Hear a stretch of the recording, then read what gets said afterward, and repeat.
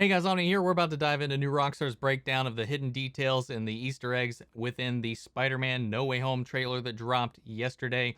We're going to be checking that out here shortly, guys. If you're not subscribed to New Rockstars, I highly recommend them. They do great breakdowns, theory talk, and all kinds of stuff like that. They even have a pretty solid merch store. I'm curious what they've got cooking when it pertains to Spider-Man No Way Home. I've got a couple of their little themes here. But that being said, guys, if you haven't seen my reaction to the trailer itself, I hope you check it out if you haven't. We kind of went into it a little bit, cramped for time after watching the trailer, given when it dropped. We went through some of it ourselves, broke down a couple of the scenes, and I spitballed some theories. So we'll see how many of those maybe we synced up a little bit in Eric's headspace during this. So let's kind of go ahead and dive into this. We'll stop and start throughout this thing to kind of give our thoughts with any new information that might come up. But guys, let's go ahead and jump into this. Here we go. Welcome back to New Rockstars. I'm Eric Boss, and this is a breakdown of the new trailer for Spider-Man No Way Home, which confronts Tom Holland, Peter Parker, with Doc Ock, Alfred Molina from Spider-Man 2, 2004, Green Goblin, Norman Osborn, Willem Dafoe from the Raimi trilogy, Electro, so good, Jamie man. Foxx from the 2014 Amazing Spider-Man 2, Sandman, Thomas Hayden Church from the Raimi movies, and the Lizard, Rhys Ifans from the 2012 Amazing Spider-Man, not to mention Doctor Strange. But this trailer seems to be playing some VFX trickery because I highly doubt Peter's facing all these threats by himself. Bonk. That's right, his backup, Sonic and Shrek.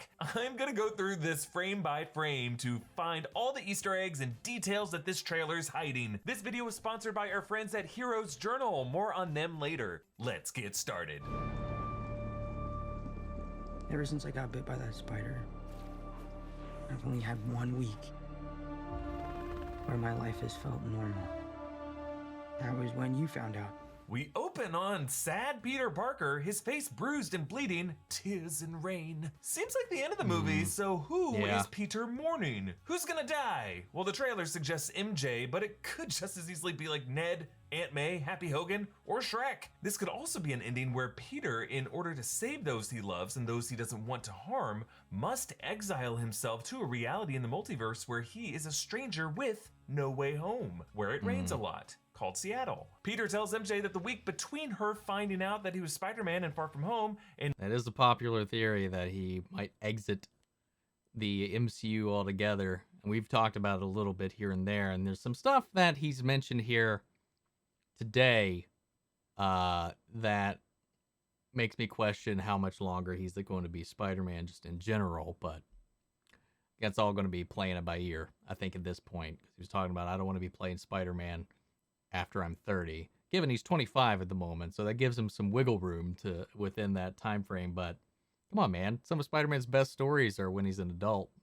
Anyway, and Mysterio and J. Jonah Jameson outing him in the post-credit scene of that movie was his one normal week ever since the spider bit him. Now, this is only the second time Peter has mentioned his spider bite, an origin we never actually saw in the MCU, just kind of glossed over in Homecoming. You got bit by a spider?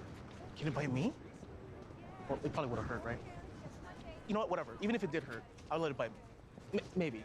How much did it hurt? The spider's dead, Ned. So No Way Home could finally be the film the MCU flashes back to the exact circumstances of Peter's spider bite, especially if this movie does introduce him to the Tobey Maguire and Andrew Garfield versions of the character, whose bites and web-slinging abilities took alternate forms. Peter and MJ swing past J. Jonah Jameson's Daily Bugle broadcast until it switches to his own face half. and then they have that freshman year animated series that's going into the MCU Spider-Man's origin, so they'll probably finally touch on that there, I'd have to imagine. Past with Public Enemy number one. Number one?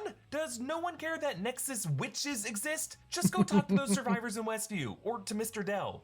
You know, being a man of science, witches. And in the shot, you can see how MJ's hair is blocking Peter's view, and that nearly causes him to smack right into that screen. And only when it clears does he finally whip to the side. Then Peter and MJ perch on the Queensboro nice little Bridge. detail. You can see over to the side there, this is right next to the Roosevelt Island Tramway, the setting of Green Goblin's showdown with Tobey Maguire Peter Parker in the first Raimi Spider-Man film. Let's move on. Botched that spell where you wanted everyone to forget the Peter Parker MJ was probably Spider-Man. shitting herself right there,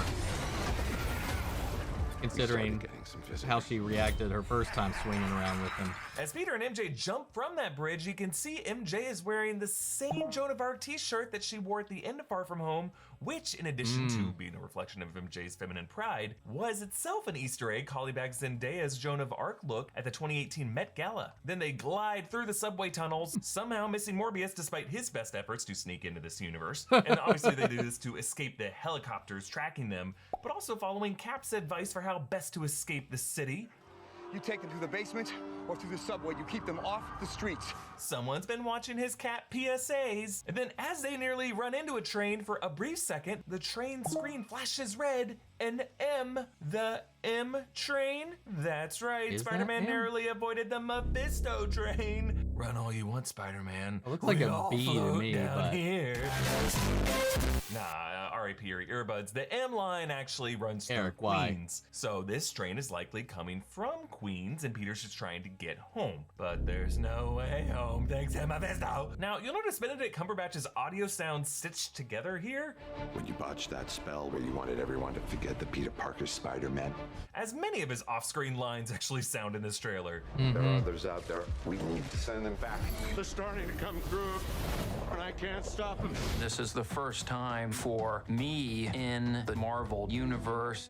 I am guessing that Cumberbatch is just so fluid with his line reads, with more revelatory terms bleeding into the trailer dialogue, making it harder to cut around. Yeah. Now, the from behind shot of Peter shows him wearing a dark blue jacket, clearly a different scene than the shot of Peter with the plaid shirt when the spell occurs. Him in the jacket actually matches with the shot of the first trailer where the lizard was swiping at Peter, so Doctor Strange may have actually caught the lizard on his own while Peter was dealing with Doc Ock and Goblin on the bridge. We see more of the exact moment that Peter tampers with the spell, causing the golden bands to tremble and then explode outward. And again, there are 4 of these bands, maybe for each of the 4 universes that get crossed over in this movie: the MCU, the Raimiverse, the Webverse, and the Venomverse. And as they illuminate Maybe. the room, you can see that the blue murk that previously surrounded them dissipates. Presumably that was going to be the cold and drowsy humor that Doctor Strange was trying to conjure to just simply erase people's memories. But now the golden reality warp bands tear the room to pieces around them. Now that we've seen Venom Let There Be Carnage, that movie's post-credit scene seems to be showing a similar process. A bright golden light fills the room, and then reality warps the room's decor. That could explain why we have all these random odds and ends in this dungeon later on. It's just a bunch of crap that got redecorated after the reality warped. I've compared this imagery to Wanda Maximoff's reality warping in WandaVision, and I still believe Strange might be under Wanda's spell, which is clearly what WandaVision was setting up and could explain why Strange so willingly helps Peter warp I don't know reality. about that one. Because remember, Wanda is looking for a reality where her children could still be alive. Moving on. From every universe.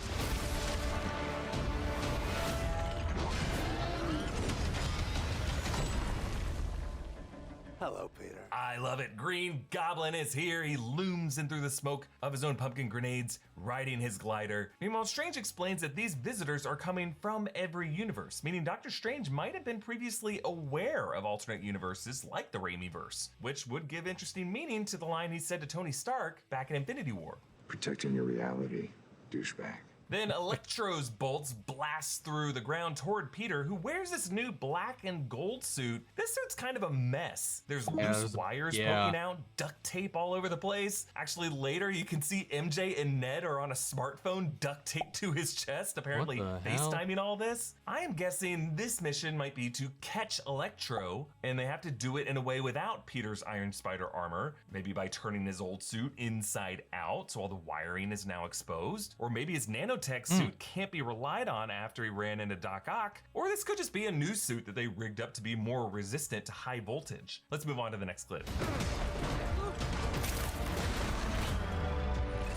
You're not Peter Parker.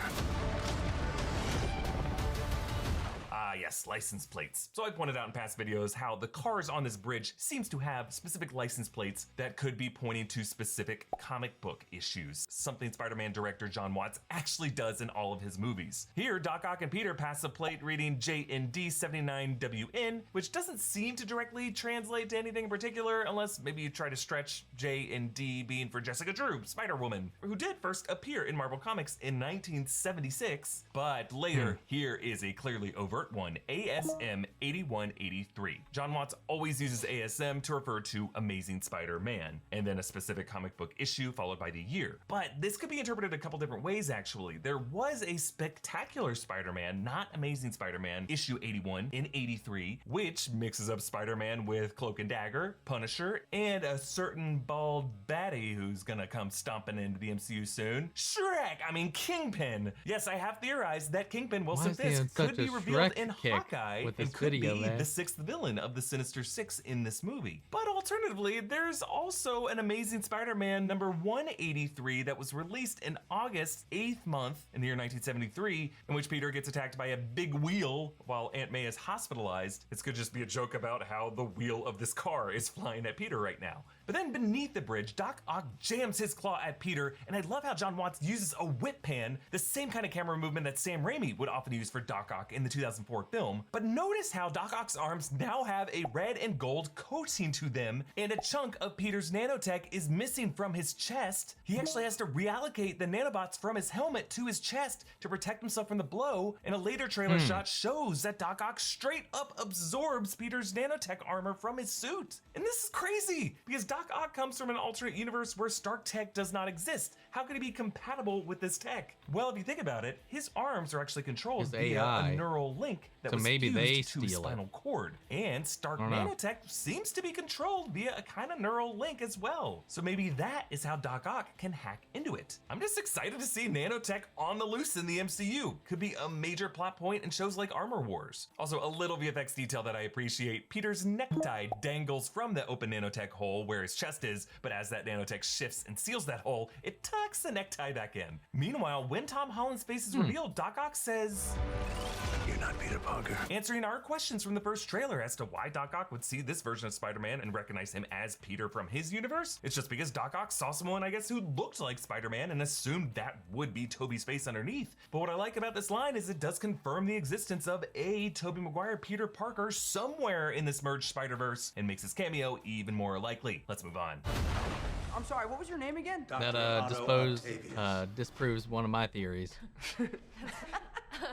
Wait, no, seriously, what's your actual name? I love Sounds like the kids are boomering Doc Ock about his name. I've always I like how loved Ned that. is holding a crossbow. Might have been something he picked up from Strange and Wong's artifacts that they used for things like vampire hunting, because we know a lot of these are coming in the MCU. Meanwhile, MJ's necklace, I love this detail. It's actually a broken piece of the Black Dahlia necklace that Peter bought for her in Venice and later ended up broken when he gave it to her in that movie. She's so loyal, what a keeper. But I mean, it's MJ, she likes it better that it's broken. And then here we see how Doc Ock actually retains the red and gold nanobots from Peter's suit on his arms. He might have actually absorbed all of the nanobots for all we know. And then as Doc Ock turns his head, these claws, like snake heads, turn their heads too. We're not really sure how much these arms are listening to him or he's listening to them. I like to think they listen to me now. Next clip. There are others out there. That's a Captain America shield. I just realized that on the Statue of Liberty. You know, all this is kind of your mess. I know a couple of magic words myself, starting with the word please. Please, Scooby-Doo this crap. Okay, amazing set piece here. The freaking Statue of Liberty, keeping the tradition of landmark set pieces like the Washington Monument, the Venice Grand Canal, Tower Bridge in London, but now with huge cranes over it attaching a massive Captain America okay, so instead of a torch, it's got the shield from on the scaffolding it. reading Damn, Lady Liberty, the newest Avenger. You can actually see those words on a bus stop ad for it later on. Now, we just saw Liberty Island used as an example of how the world has gone to crap during the blip with all the loose boats moored up to it, but now it seems as though the government is using Lady Liberty as a way of celebrating the Avengers' victory. For when Cap stood his ground facing the abyss and found backup from opening portals behind him, as we pray Peter Parker will receive some backup from other Peters in this scene. If you remember, this was kind of foreshadowed in Far From Home when Mysterio's illusion trapped Peter in a snow globe where the Statue of Liberty rose up beside him. And earlier, Peter stood among giant statues of his fallen Avenger heroes with him standing on a giant Captain America shield. Now, of course, universe. Using the Statue of Liberty as a final battle set piece has been something that pretty much all superhero movies have avoided because it was done back in one of the first big Marvel movies, X-Men in 2000, which is the Marvel movie where Kevin Feige got his start as an associate producer. We're coming full circle with that, and I think there's a deliberate reason for that. I'll get to it at the end of the video. So Electro is charging up using electrical towers. Meanwhile, Peter uses a piece of wrist tech that eliminates rings of eldritch magic from Doctor Strange. So must be this suit, or maybe even just this piece on his wrist, was probably given to Peter in order to snare villains like Electro, kind of like a Ghostbuster, using a proton pack and a trap. Then Doctor Strange tells them to Scooby-Doo this crap. Just another example of the MCU folding in all of pop culture into their universe, kind of like how Eternals just cited other Warner properties like Superman and Batman, and then a preview clip of Hawkeye mentioned Katniss Everdeen from Hunger Games. But Strange telling them to Scooby-Doo this problem does cast this group as a kind of Mystery Inc. Like MJ would be Velma, Peter probably Shaggy, Ned Scooby, and Happy and Aunt May, Fred and Daphne, they're useless and always trying to Why don't you mind your own business, pal? But like in Scooby-Doo, the kids of this movie might end up unmasking the real villain behind it all, which according to Scooby-Doo lore is more often than not the old man Jenkins who hired them in the first place. So just add this to the list of reasons to be super suspicious of Doctor Strange in this movie. He may be the witch who would have gotten away with it if it weren't for that meddling Nedlin. Moving on. You're flying out into the darkness. Damn, man. Electro just popping everywhere. They all die fighting Spider-Man. It's their fate. So we see a combination of Electro and Sandman attacking cops and news vans, but now standing aside the Daily Bugle van is our man J.K. Simmons as J. Jonah Jameson. Giddy smile on his face as he realizes he's getting a great scoop. And as Electro blasts away, you can see his humanoid shape flashing like lightning from spot to spot. Now, of course, his lightning color is now yellow, not blue like in The Amazing Spider-Man 2, but since Doc Ock can absorb nanotech, I think a lot of these villains might adapt new features as they transition into the MCU. I love Doc Ock chilling us with this line. Could be. You're flying out into the darkness to fight ghosts. For one, it doubles down on this Ghostbusters parallel of Peter's mission, but also Alfred Molina is looking directly into the camera here as if this is how he shuts up those kids for laughing about his name, reminding them that they will be facing madmen who should be dead, who now think that they're in some kind of purgatory or hell, and therefore they have nothing to Lizard lose. and Dr. Strange Sandman says that all didn't die. these people died fighting their version of Spider-Man, but that definitely wasn't the case for Sandman at the end of Spider-Man 3. Peter Parker forgave him and let him go, making us wonder, geez, Toby, what did you do after Spider-Man 3? Did Flynn Marco break your damn door? Fix this damn door. Then Peter leaps after a pumpkin grenade as it explodes in front of him. This actually looks like the lobby of that same building, the one with the police cars outside, the same one we later see Electro and Sandman outside of, and the lobby that Aunt May seems to be charging through. I also think, based off of the SWAT swarming around it, that is where Happy Hogan is. So between Happy and May, that's two very worrisome options for who this pumpkin grenade may be targeting. But Peter does seem to be wearing a new incarnation of his Iron Spider nanotech that probably protects him from this explosion. You can see that gold emblem stretching across his shoulders. That's completely new. The guy's got a million suits in this franchise. And in that shot, he appears to be talking to Aunt May after the explosion. So I'm thinking she'll be okay. Happy though? I don't know. But an explosion does destroy the entrance, emitting a green fire, which actually continues to burn green on that piece in the lower right. So I'm wondering if this could be part of Goblin's weaponry. And then on the right is a Feast truck. Feast is Peter Parker's homeless outreach organization, and it has a big hole torn out of the side of the truck, like someone might have used this truck as perhaps a Trojan horse that they burst out of in the attack. Moving on. I'm sorry, kid. Yeah, me too. Don't.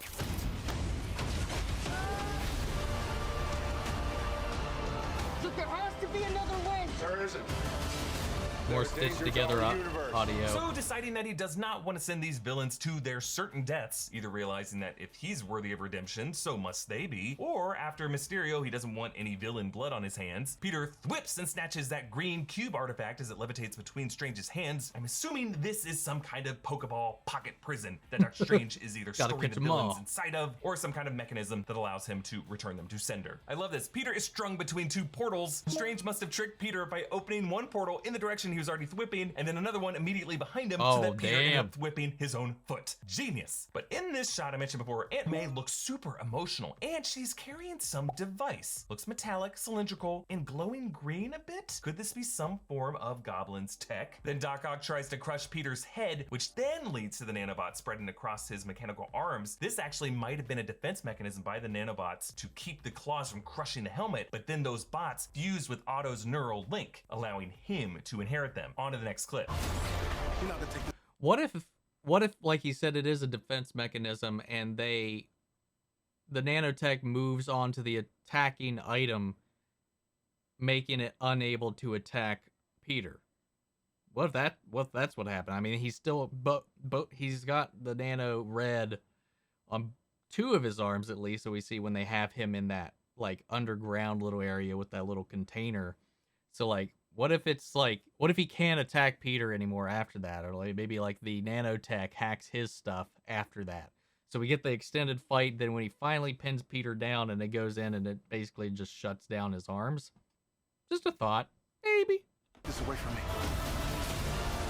Peter, you're struggling to have everything you want while the world tries to make you choose. So Peter swings through the scaffolding at the base of the Statue of Liberty, but you'll notice the statue is bronze colored, not the green color we know today. And that's because when the statue was originally assembled in France in the 1880s, its copper plating made it a dull brown color. And then over the next 30 years, it oxidized green, the color we now know it as. So maybe this statue is actually restored as part of its newest Avenger redo. Maybe. Actually, in shots of Peter perched on the that's a crown, good point. you can see streaks of green in those spikes, as if this oxidation was being scrubbed off. Then we get our first clear look at Jamie Foxx as Electro. He wears this chunky gear that seems to help conduct the electric current, and it all seems to be stemming from a chest component that almost looks like an arc reactor, like a spare one from Stark's tech. Just be another piece of Stark tech that one of these Spidey villains could hijack and repurpose. He does seem to fire a powerful blast that seems like it's a mixture of repulsor blasts. And then I love this, as the electricity courses over his head, it makes the yellow starburst shape of Electro's classic spark mast from the comics. Then we get a nice close-up of Green Goblin on his glider, as well as a quick flash of a goblin without his helmet wearing flight goggles. I'm just thinking this is a blurry Willem Dafoe face, because if alternate goblins or Hobgoblin was in this movie, I don't think they would reveal James Franco or Dane DeHaan Goblin in a shot like this. But you'll notice he drops in with a swarm of razor bats. You remember those nasty things from the first Raimi film. And then a DODC SWAT unit swarms in on the building, Department of Damage Control. These are the authorities who arrested and interrogate Peter, and they seem to here be in the apparent aftermath of that green explosion. And then a juiced up version of Doctor Strange's spell blasts out from Liberty Island, expanding far into the sky. Maybe that cube broke open, causing the barriers between realities to open even wider. More thoughts on this in a bit, but on to the next clip.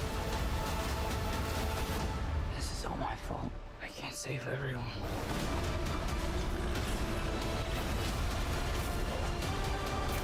Okay, so Electro, Sandman's giant face, and Lizard leap across the Statue of Liberty scaffolding towards Spider-Man, but clearly Lizard is jumping towards something else that must be positioned beneath his eye Spider-Man line's not that's been even scrubbed from looking the at frame. Actually, Tom in the Holland. Brazilian version of this trailer, the cut was left long enough to show Lizard recoiling as if something kicked him in the head, something that was removed from this trailer, and I think it's a very good chance that in the theatrical version of this scene, that is going to be Andrew Garfield's Spider-Man. Maybe Tobey Maguire's Spider-Man, but Garfield Peter has a history with Lizard. Actually, Electro is also an Andrew Peter villain. Sandman was the Tobey Peter villain. Tom's really the odd one out here. But this shot just makes it seem like it's 3 versus 1, but compositionally, it makes far more sense for this to be 3 versus 3. Kind of like how the profile collision shot in Civil War was equal numbers on both sides. And when Peter tells Aunt May that he can't save everyone, I think the subtext of that is that he can't do it alone, and he's gonna get some endgame style backup from his Peter variants. Now, I fully respect Sony for not putting Tobey and Andrew in the trailer, but fans have been so ravenous with speculation, I think it's a foregone conclusion at this point. Still, I think we're gonna scream like Doc Brown when we see them. Let's move on.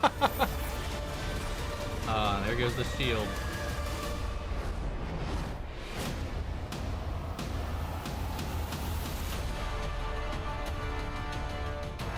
So the giant Captain America shield crashes through the scaffolding, causing Ned and MJ to lose their balance, and MJ falls in slow motion with framing pretty similar to Gwen Stacy's fall in The Amazing Spider-Man 2. Peter dives after her, reaching out his hand. Is he gonna catch her? Well, many are asking whose hand this actually is. It's definitely Tom Holland, Peter Parker's hand, based on the glove design and the new suit he is wearing in the sequence. But the parallels to Andrew Garfield, Peter Parker, and Gwen Stacy's death are pretty strong enough here that it would not surprise me if Sony pulls another VFX switcheroo and replaces Tom's hand with the life-saving grasp of Shrek. I'm kidding. Andrew Garfield, who would refuse to let another Peter Parker love interest die the same way his Gwen Stacy did. And you'll notice that the two hands here are framed perfectly with One World Trade Center in the background, just as this building does, looming over Gwen Stacy's funeral in the 2014 film. Let's move on to the final clip. What's happening? They're starting to come through, and I can't stop them.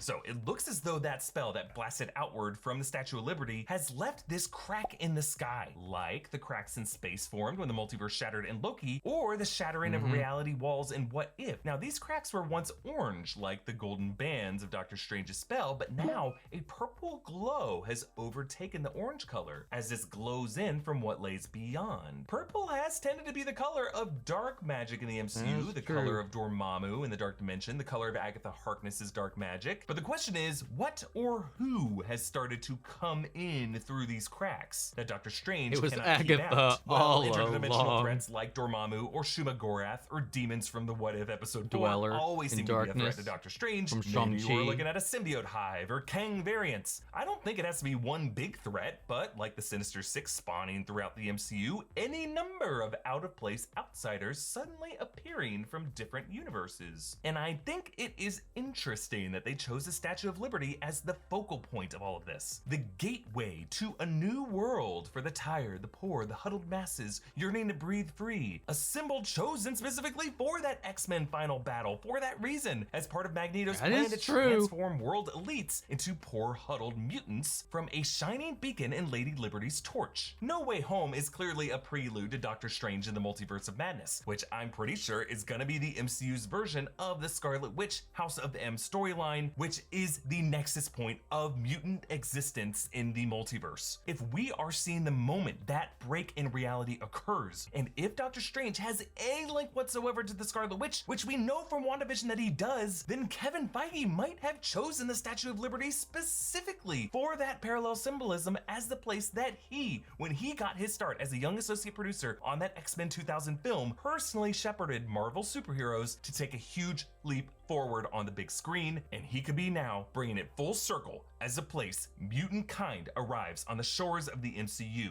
Well, that is everything I caught in this magnificent No Way Home trailer. I mean, but I we could- will be I could making get plenty more behind videos that. about this in the days and weeks to come. So support this channel by checking out our merch options at Definitely. newrockstarsmerch.com. Follow me on Instagram and Twitter at Definitely EABoss. check Follow New these Rockstars, guys out if subscribe to you're New not Rockstars for subscribed. breakdowns of Follow everything all you that love. jazz. It's late in the night. Yeah, man. You know, I do. I mean, obviously, there was a lot of digital trickery in there because Brazil. You know, it's a funny thing. It is always the South American Sony district or branch that leaks so much. Poster images, dates. How often do we hear about something that came from the South American Sony site, Sony Twitter, or all that? Oh, it was there, and then they deleted it. Oh, they showed this thing by accident. It's deleted now. And now their version of the trailer is like just a little bit longer. It's gotta be on purpose, man. Like Sony's gotta be just 5D chessing it with this stuff, man. They can't constantly have the same branch doing this every time and letting shit slip. I gotta imagine the repercussions of it all, man, considering like how heavy some of this stuff is. But yeah, there's definitely the eye line is off. It's not, Lizard's not looking at him. But guys, what did you think? What are your theories? Sound off in the comments. Let me know your thoughts down below. We'll carry on the conversation after the video. Feel free to join our Discord. We can carry on the conversation there. Links to that and all my socials are down below. Make sure to follow Eric Voss over at New Rockstars and on Twitter. But yeah, before we go, I want to shout out our channel legends: Mandy Sherritt, Ryan Karen, Jason Coleman, Philly Vane, Yuri Korskov, Margaret Grace, Mary Bradley, and Jeffrey Hale. Thank you guys so much for your support. And everybody who's been tuning into this, we'll definitely be reviewing this movie when it drops. And I am reacting to all of the Disney Plus Marvel content that is coming around the corner. So if you're not subscribed here, I hope you stick around and follow the journey with me as we move forward into this new era of the MCU. Guys, that's it for this video, and I'll see you guys in the next one.